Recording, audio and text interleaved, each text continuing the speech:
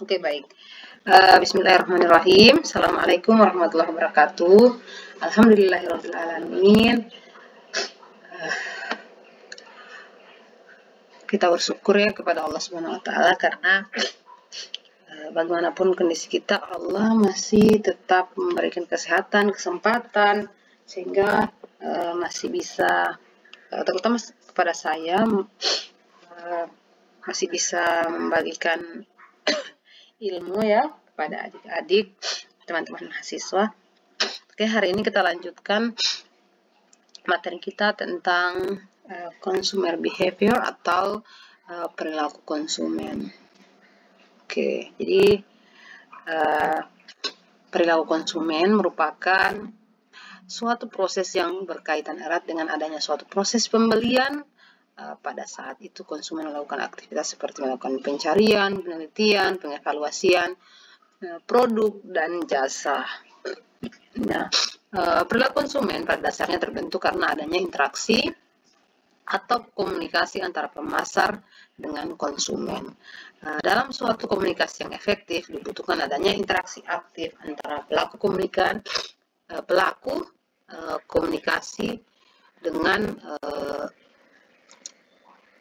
orang yang akan diajak berkomunikasi.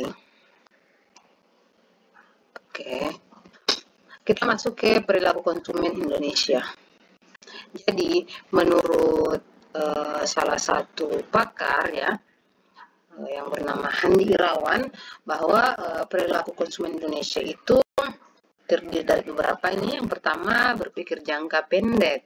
Artinya sebagian besar konsumen di Indonesia hanya berpikir jangka pendek dan sulit untuk diajak berpikir jangka panjang. Salah satu cirinya dengan mencari yang serba instan. Jadi kita orang Indonesia dianggap konsumen yang pembosan dan cepat lupa. Kemudian yang kedua, tidak terencana. Nah, jadi yang tidak terencana itu maksudnya ini berkaitan dengan kebiasaan impulse buying atau pembelian produk yang kelihatan menarik tanpa perencanaan sebelumnya. Jadi memang sudah menjadi rahasia umum sih, saya pun seperti itu. Kalau ke supermarket, apa yang direncanakan dengan pas kita kembali itu pasti beda belanjaannya. Itu ternyata kita salah satu perilaku yang sebenarnya kurang baik karena tidak harusnya pembelian itu harus direncanakan sesuai dengan kondisi keuangan seperti itu. Kemudian yang ketiga, suka berkumpul. Jadi masyarakat Indonesia kita ini nih punya kebiasaan suka berkumpul atau sosialisasi. Nah, salah satu indikator terkini adalah situasi social networking seperti Facebook dan Twitter sangat diminati dan digunakan secara luas. Maksudnya dari kebiasaan berkumpul ini kan nanti pasti akan banyak hal yang dibicarakan. Nah, dan itu berhubungan dengan perilaku pembelian seperti itu. Kemudian yang keempat, gagap teknologi. Jadi sebagian besar konsumen Indonesia tidak begitu menguasai teknologi tinggi, hanya sebatas pengguna biasa. Jadi kita memang untuk penggunaan teknologi itu ya penggunaan internet saja itu luar biasa sekali. Data terakhir kalau nggak salah urutan ketiga penggunaan media sosial, dan media sosial itu kan sebenarnya media yang menggunakan teknologi tinggi ya karena dirancang oleh orang-orang IT dan kita hanya menjadi pengguna bukan menjadi pencipta teknologi, sehingga akan mudah dipengaruhi oleh misalkan tayangan-tayangan di televisi atau di media sosial ya, iklan-iklan seperti itu. Jadi apalagi tadi ada kebiasaan tidak terencana seperti itu. Kemudian yang ketiga berorientasi pada konteks ya. Jadi maksudnya itu konsumennya Indonesia itu cenderung menilai dan memilih sesuatu itu dari tampilan luarnya. Jadi ini sebenarnya terjadi karena kebanyakan konsumen tidak mencerna jumlah informasi yang memadai sebelum memutuskan untuk memilih dan membeli suatu produk gitu. Jadi sangat jarang sekali kami pernah terlibat dalam riset Balai POM dan ternyata kebanyakan responden kami temukan tidak membaca detail produk yang mereka beli. Jadi yang hanya diperhatikan itu ini sudah kadaluarsa atau tidak. Padahal semua bagian produk itu harusnya dibaca. Misalkan apakah terdaftar di Balai POM, adakah sertifikat halalnya ya bagi yang muslim, atau kandungan bahannya apakah mengandung alergen ya, sehingga kalau dikonsumsi akan, misalkan kalau kita punya riwayat alergi, nah itu bisa memicu seperti itu. Kemudian yang berikutnya, suka buatan luar negeri. Jadi sebagian konsumen Indonesia itu juga sebenarnya lebih suka produk luar negeri. Mungkin dianggap karena produk luar itu kualitasnya lebih bagus, terus produk Indonesia kurang, seperti itu. Nah, jadi kebiasaan ini sebenarnya masih jauh lebih bagus sih. Bukan masih jauh lebih bagus, sebenarnya membahayakan produk-produk yang ada di Indonesia, karena kan sekarang eranya pasar bebas. Nah, kalau kita lebih suka produk luar negeri, nanti produk-produk di Indonesia itu akan kalah saing seperti itu. Padahal kan kalau produk luar negeri itu mereka memang perusahaan-perusahaan besar, sementara kalau di Indonesia kan banyak UMKM yang mereka modalnya kecil, jadi kalau bersaing dengan produk luar nanti akan kalah seperti itu. Kemudian yang berikutnya, gengsi ya. Jadi beragama dulu ya, beragama atau religion. Jadi konsumen Indonesia sangat peduli terhadap isu agama. Nah, jadi sebenarnya ini salah satu ciri khasnya konsumen Indonesia. Jadi akan memperhatikan halal dan haramnya, karena kan kita mayoritas muslim ya, dan muslim terbesar gitu di dunia. Jadi dan orang Indonesia itu ya, walaupun orang beragama itu mau dia taat banget, tidak terlalu taat, pasti dia akan perhatikan kehalalan makanannya, terutama yang muslim seperti itu. Jadi memang penting diperhatikan dalam di kemasan makanan itu tentang label halal seperti itu. Yang berikutnya adalah gengsi. Jadi konsumen Indonesia itu ternyata sangat getol dan dengan gengsi, banyak ingin cepat naik status walaupun belum waktunya. Jadi saking pentingnya ya urusan gengsi ini, mobil-mobil mewah pun tetap laris terjual di negara kita pada saat krisis ekonomi sekalipun. Jadi demi sebuah istilahnya itu ya,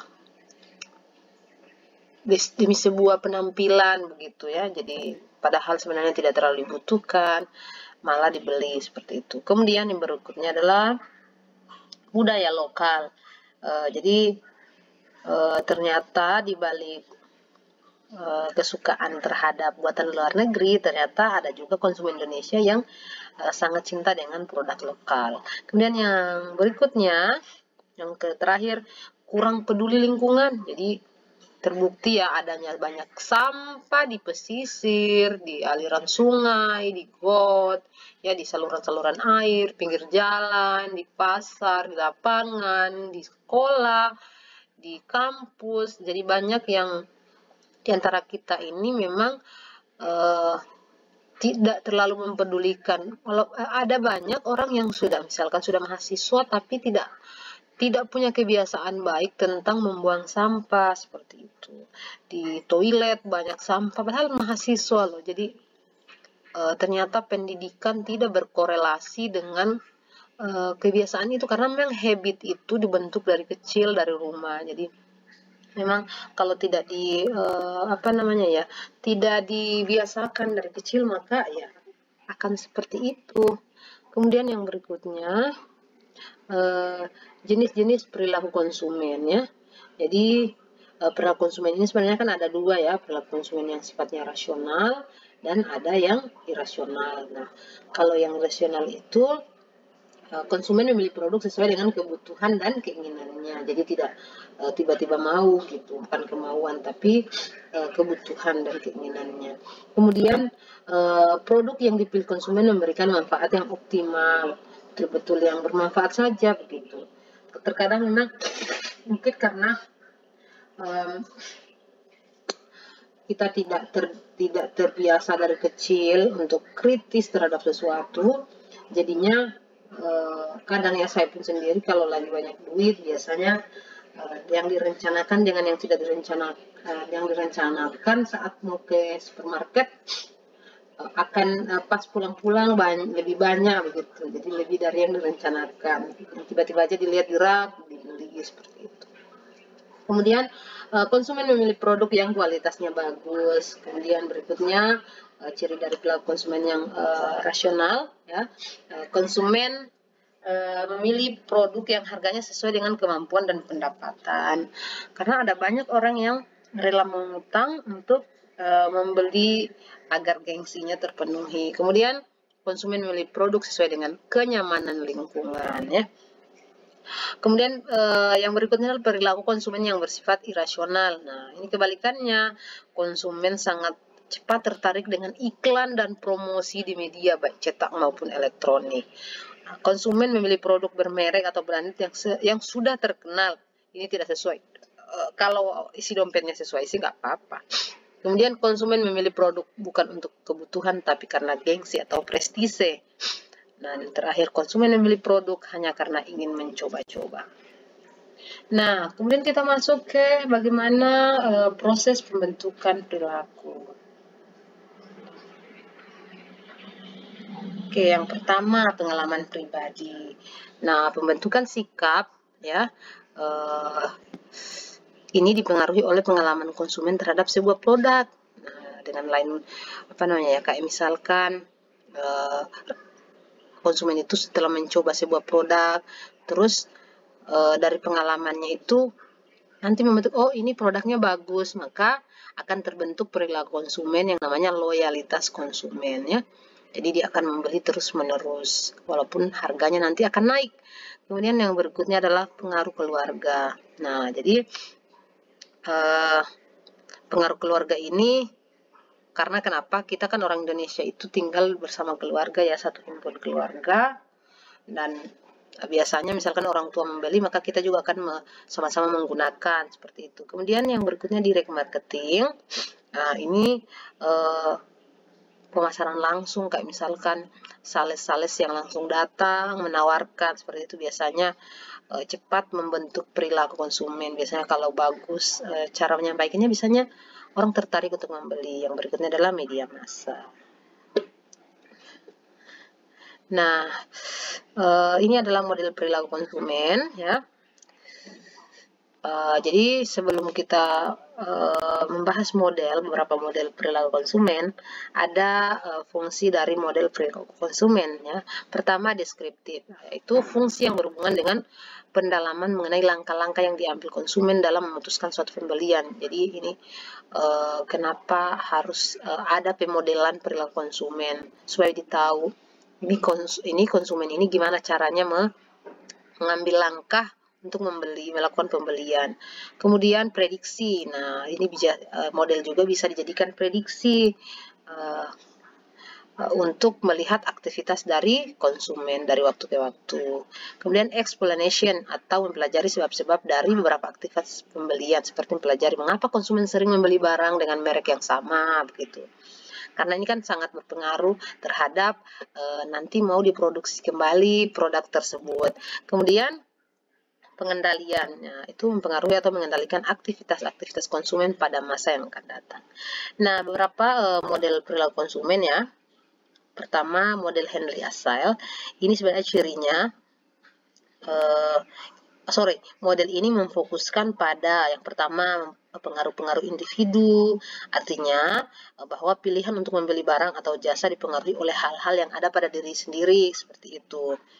Seperti kebutuhan, persepsi, sikap, kondisi geografis, gaya hidup, dan karakter kepribadian masing-masing, ya. Terus ciri kedua dari model Henry Asel ini adalah lingkungan, ya.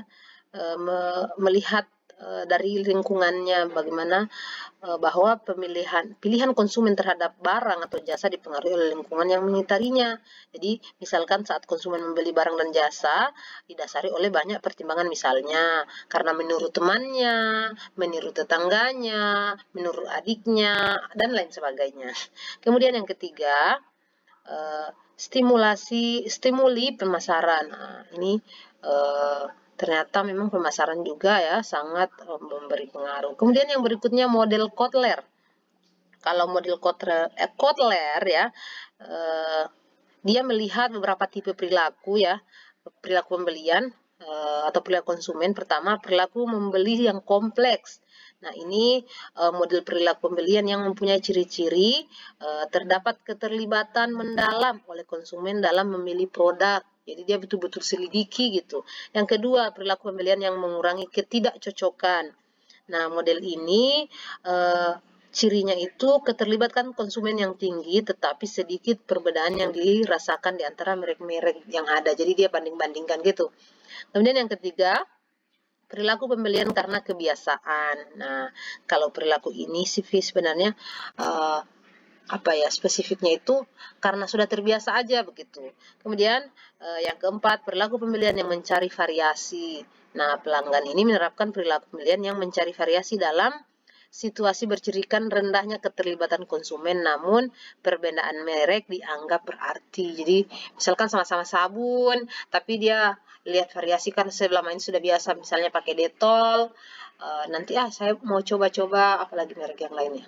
Karena saya pengguna Dettol, misalkan sabun Kif gitu misalkan ya. Kemudian yang terakhir model Hoarseed. Nah, model ini sebenarnya punya 4 elemen pokok. Yang pertama input. Nah, jadi input ini maksudnya adalah rangsangan atau stimuli. Nah, ini